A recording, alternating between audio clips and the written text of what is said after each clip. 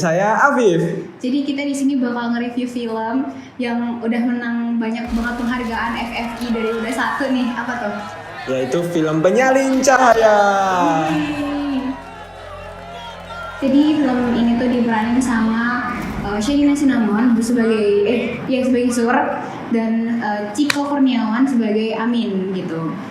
Jadi film ini tuh menceritakan bagaimana Sur itu mencari tahu siapa sih sebenarnya yang nyebarin foto selfie-nya dia gitu waktu mabuk. Sebenarnya itu mabuknya itu adalah sebagai perayaan kesuksesan teater Matahari kayak gitu. Janji, jangan minum-minum. Akhirnya Teater Matahari punya website juga. Makanya terima kasih buat Suryani. Karakter si Sur ini tuh optimis gitu loh. Jadi dia tuh kekeh banget gitu buat nyari sebenarnya siapa sih gitu loh. Yang nyebarin foto-foto gue tuh siapa sih gitu kan.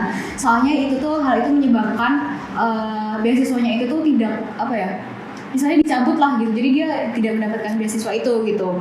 Selama perjalanannya dia mencari keadilan gitu kan, di situ tuh Sur tuh menemukan fakta bahwa dia tuh mendapatkan pelecehan seksual dari salah satu anggota teater Matahari gitu.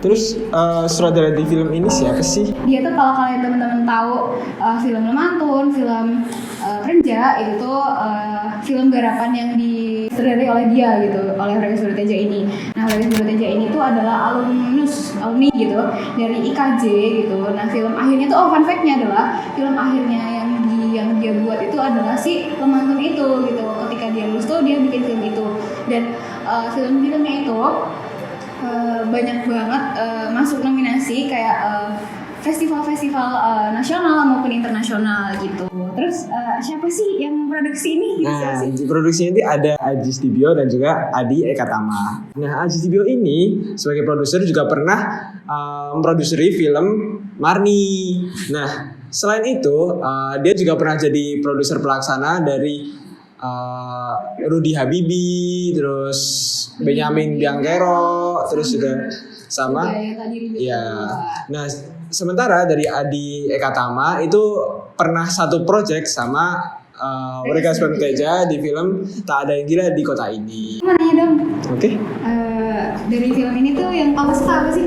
Oke, menurutku yang aku suka ini adalah build up dari konfliknya sih, mulai dari gimana dia tadi fotonya terekspos, terus juga gimana beasiswanya tersendat, terus gimana dia ternyata mengetahui bahwa ada pelecehan seksual di sana, terus juga di mana ada playing victim antara dia dan Rama sang pelakunya, dan gimana caranya dia untuk membuat resolusi dari kisah yang dia miliki gitu. Kalau aku mau mengutarakan gitu. Kalau aku tuh suka banget pas adegan ibunya sama dia sih. Jadi itu kan tadi dia bilang ada konflik perdebatan kayak sama Rama gitu kan. Nah, di situ tuh orang tuanya itu tuh kayak udah pasrah gitu loh sama apa yang Sur alami gitu kan. Nah, tapi ada adegan di mana ibunya Sur ini tuh ngebawa Sur tuh berhenti, kan dia naik motor nih, dia berhenti gitu kan di depan toko bunga. Di situ tuh namanya seorang ibu ya, meskipun dia awalnya kayak dia tuh nggak tahu sebenarnya itu harus apa gitu kan, tapi tuh dia tuh paham gitu loh apa yang dialami sama si Sur gitu. Dia tuh tahu gitu dari bukti yang udah ditunjukin sama Sur itu tuh memang salah satunya itu adalah foto dari tubuh anaknya sendiri kayak gitu. Jadi di situ adegannya tuh cuman nangis, tapi itu di situ sangat berkesan banget gitu. Kayak menarik banget lah pokoknya, kayak nggak menyentuh gitu. Gitu.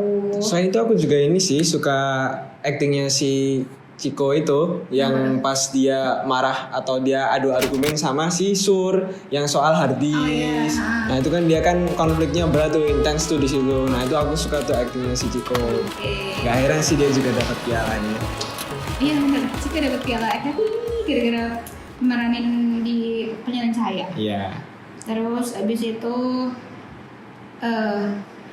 mau ngomongin juga ini seru banget diomongin. Kenapa? Kan di sini tadi Sur itu udah memberikan bukti-buktinya gitu. Dia itu sampai 2 kali gitu kan ngasih bukti-bukti ke istilahnya orang yang berwenang. Iya, pokoknya kayak yang berwenang gitu kan. Nah, dari semua usahanya yang gagal itu tuh tokohnya itu semuanya adalah pria. Nah, di situ tuh menurut aku ini tuh menggambarkan apa ya? Karena semua tokohnya pria dan tidak berpihak kepada Sur. Jadi tuh seperti merepresentasikan bahwa pelecehan seksual itu dilakukan sama kebanyakan laki-laki gitu, meskipun makna dari film ini tuh juga sebenarnya pelecehan seksual itu bisa terjadi oleh semua gender kayak gitu. Menurut aku juga cukup nyambung sih soal itu. Jadi kita dihadapkan pada kondisi si Sur yang nggak bisa kemana-mana gitu loh. Dia tuh serba salah dan kalah. Iya. Dia kalah, benar-benar kalah sama pihak-pihak yang dominan. Iya. Kayak contohnya si Rama itu lah. Iya, dia kan emang orang yang cukup kaya. Dan kan ini Rama tuh berpengaruh untuk si teater Matahari ini sendiri gitu. Dan teater Matahari sendiri itu tuh lumayan apa ya? Salah satu isinya kegiatan yang sangat berpengaruh di kampusnya itu gitu loh. Karena si Rama ini berkuasa dan dari itu banyak konflik, banyak perdebatan gitu kan. Di situ tuh menggambarkan kayak apa ya? Orang yang berkuasa tuh yang bakal menang meskipun dia tuh misalnya kayak salah gitu, dia yang pelaku tapi dia yang menang gitu.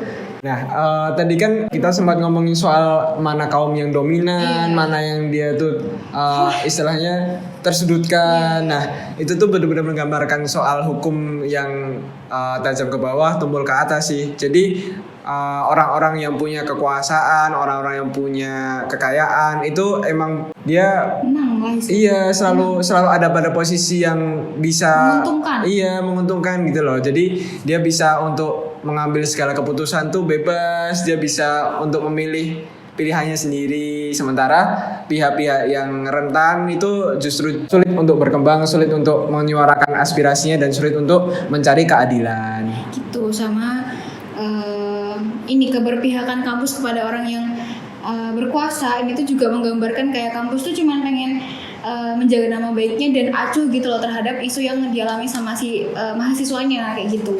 Hal yang menarik lagi tuh tentang semiotiknya. Iya, semiotik.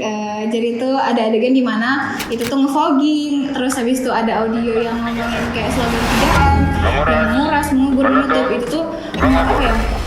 Menggambarkan realita yang ada sekarang juga gitu tentang para penyintas kekerasan seksual itu tuh susah banget, struggling banget untuk apa ya, menyuarakan pendapat mereka, mendapatkan keadilan mereka kayak gitu. Terus habis itu mungkin apalagi nih selain dari kayak maknanya, terus habis itu semiotiknya, terus habis itu build-nya cerita. Nah, menurut kamu apa lagi? Ya menurut aku ini sih yang aku favoritin nih dari sini itu ada sinematonya yang epic banget. Iya, di mana tuh? Kenapa tuh? Jadi ada dia tuh pakai teknik yang variatif gitu, ada track in kayak gitu, terus flow, terus follow kayak gitu, asik banget sih, framingnya oke banget, terus warnanya juga oke ya kan, warnanya greeny gitu, editingnya bagus, terus habis itu pencahayaannya juga. Sama yang menarik mungkin kalau di bagian pencahayaan ataupun warnanya itu tuh kalau aku sendiri di bagian yang pokoknya di fotokopi. Terus habis itu Amin sama si Sur ini tuh kayak mabuk-mabuk sambil nari-nari kayak gitu, itu seru banget, warnanya tuh bagus banget gitu di situ. Terus mereka fotokopi wajahnya. Iya, mereka fotokopi wajah. Lucu banget sih itu. Itu kayak menarik banget ya sih. Aku mau nanya ini sih, kan tadi kita udah ngomongin positif-positifnya nih. Terus kalau menurut kamu yang jeleknya apa? Bukan jelek sih, maksudnya kayak hal yang minus. Hal yang kurang dari film ini tuh apa gitu. Oke, kan kita udah ngomongin soal hal yang positif nih. Sekarang kita ngomongin minusnya. Nah, menurut aku minusnya ini justru ada pada krunya mereka. Nah, kamu tahu nggak sih soal krunya mereka yang sempat tren itu? Yeah. Nah, jelasin. Jadi sebelum beberapa hari sebelum tayang di Netflix itu tuh sayang banget kita mendapat kabar kalau misalkan ternyata salah satu kru yang istilahnya lumayan penting dalam film ini tuh pernah juga melakukan hal yang sebenarnya diangkat dalam film ini gitu ya, melakukan kekerasan seksual juga kayak gitu.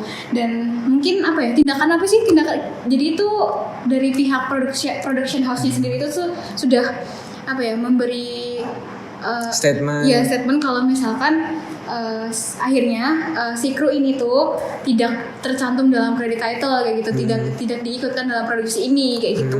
Ya aku juga cukup respect sih soal itu. Jadi mereka tuh menunjukkan keberpihakan mereka kepada penyintas. Oh ya, selain dari permasalahan soal kru, soal pernyataan dari Rekata Studio tadi, ada juga nih minusnya menurutku. Jadi dari isunya sendiri itu menurutku cukup riskan sih, cukup risiko karena sampai saat ini pun apa yang kita kerjain itu nggak tahu itu apa. Ya. Apa yang harus kita lakukan itu nggak tahu. Jadi dalam film ini tuh kayak memang menggambarkan realitanya kayak gini gitu. Jadi kayak kita tuh nggak dikasih apa ya? Solusi. Nggak dikasih tahu solusinya tuh harus apa sih kita tuh dengan adanya kekerasan seksual ini tuh kita harus apa tuh kita nggak tahu gitu loh. Terus juga masih ada beberapa pihak yang mungkin terlalu sensitif untuk membaca lebih jauh terkait hal ini. Kesimpulan dari film ini menurut kamu apa? Kayak pesan moralnya yang harus diambil gitu. Itu apa? Kalau menurut aku ya, kita sebagai individu, dari individu harus mulai aware terhadap kondisi teman-teman atau kondisi orang-orang di sekitar kita yang pernah mengalami hal serupa. Terus juga kita ini harus mulai memikirkan udah sampai difilmkan nih, kita udah tahu realitasnya. Memang mungkin dalam masuk di minusnya tadi ya, itu kan emang ada kekurangan di mana kita nggak dijelaskan soal solusi apa, tapi setidaknya dari realitas yang sudah dihadapkan ke kita ini, paling nggak kita harus segera untuk mencari solusi yang istilahnya mumpuni atau jitu terkait alternatif problem ini sih gitu. Skor dari kita. Iya, apa skor nih? Tapi skor itu berapa? Ya, apa skor dari kita adalah 9.